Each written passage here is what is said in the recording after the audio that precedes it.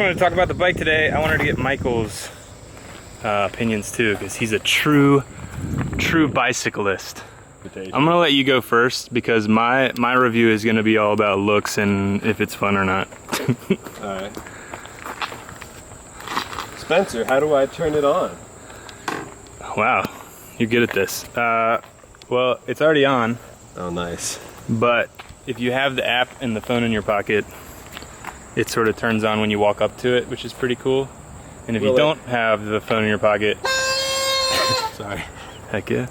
If you don't have the phone in your pocket, you can like set a certain like key code to enter.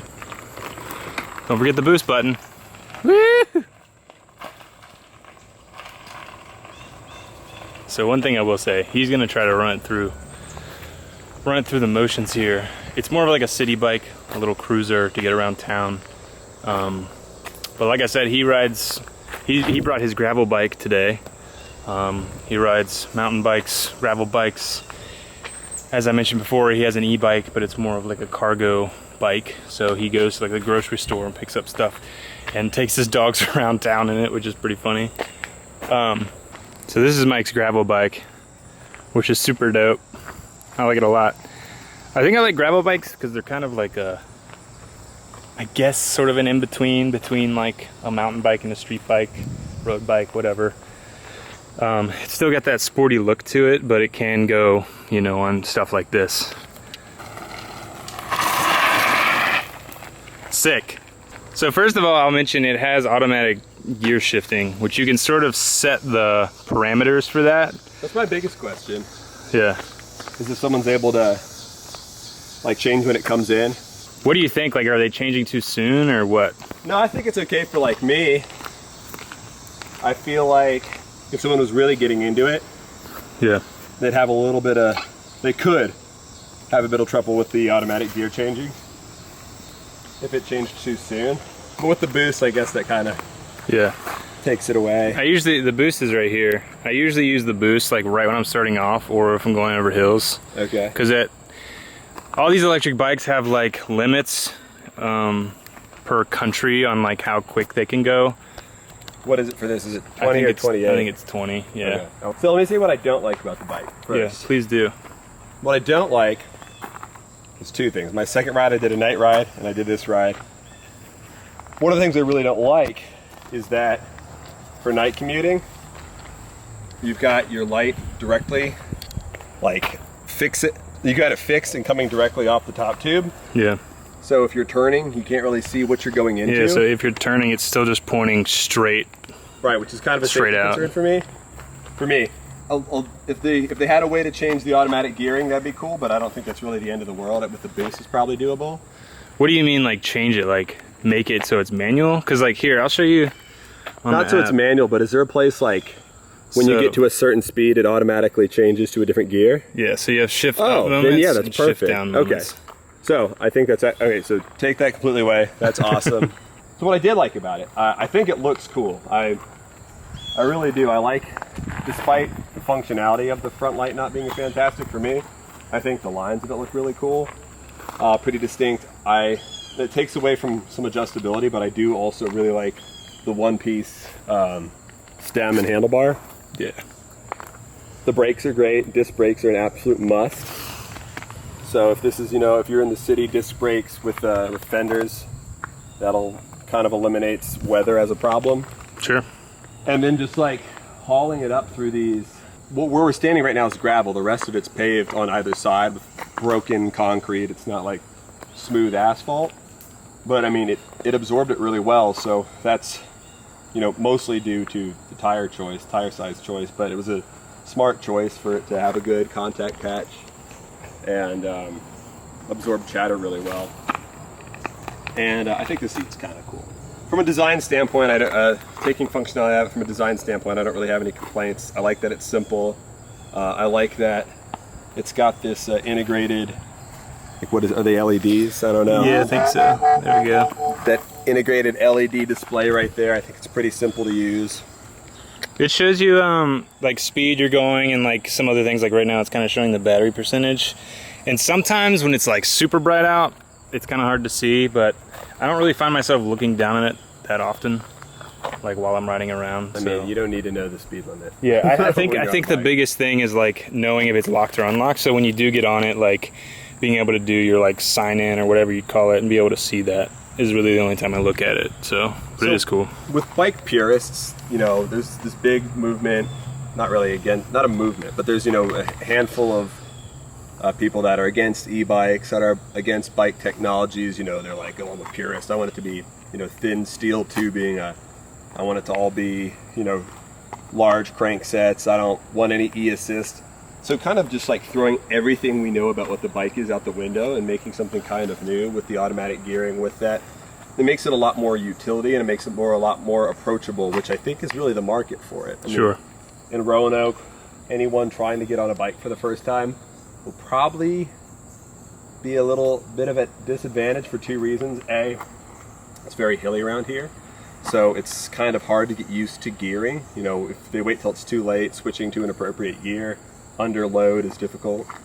And also, with the same thing, with it being very hilly and having a lot of steep sections, newcomers to the cycling community are really going to struggle with some of the more difficult areas just from a power standpoint. So both of those are alleviated by this being both automatic and electric. Sure. And like I said, it blends technologies very well together.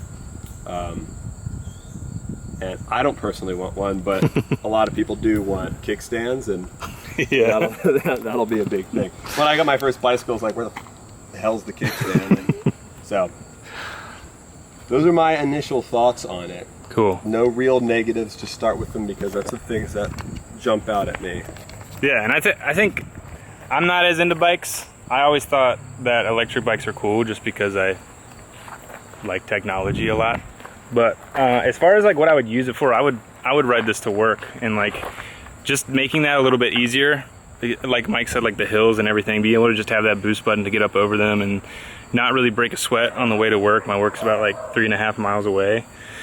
I like it. I like the design. I've looked at so many electric bikes and talked to some companies about them, and I don't know, I really like this one, mostly because they sent me one to check out, but also because, I don't know, I like the lines and stuff too.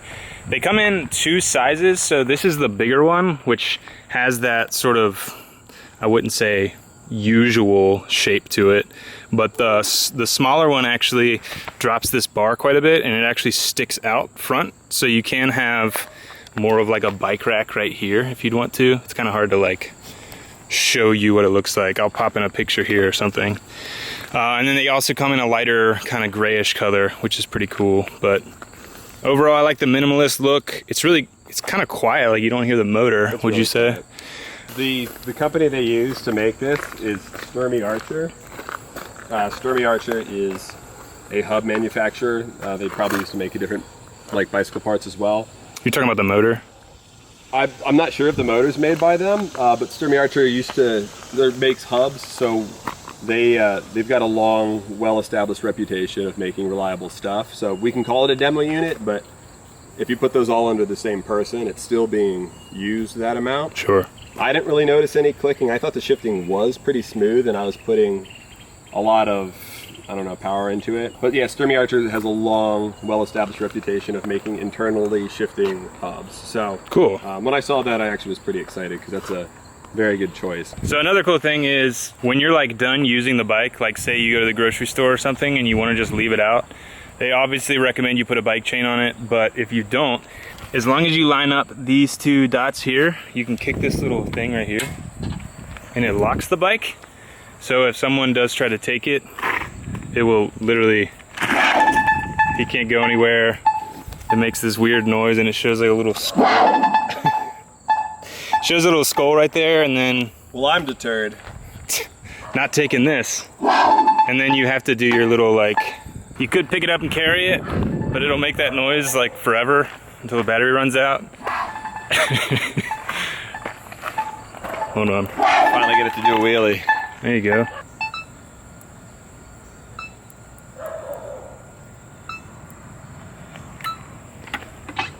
Unlocked, good to go. Oh yeah.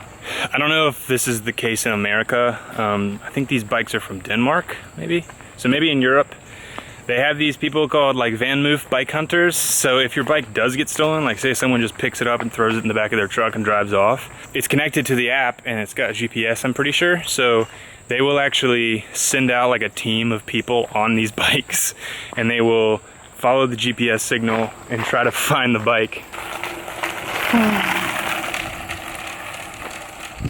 Which is super cool. And they say if they can't get your bike back, then they'll send you another one. So my questions are price and battery life. That's all I want to know else. Okay. I'll tell you right here. There's the battery life, and there's the price. Oh, wait, do that again? What I want to know is battery life and price.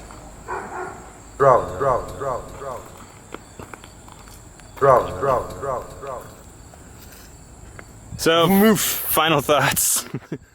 Final thoughts, super fun. If I didn't have a regional job and I was still working locally, I would absolutely have one of these. Even though for those out there who are like, I don't want an e-bike, it's not as purist, you know, to show up at work and not be sweaty with something like this is really cool and a lot more utilitarian. Not really utilitarian, but economical than having a car looking for a spot. Cool. I would agree. Thanks, dude. Yep. Thanks, Vanmoof, so much for sending me this. I know I had a way past due, but I really do enjoy it, and I really do wish I could keep it. If you ever have a bike that you don't want anymore, just send me one.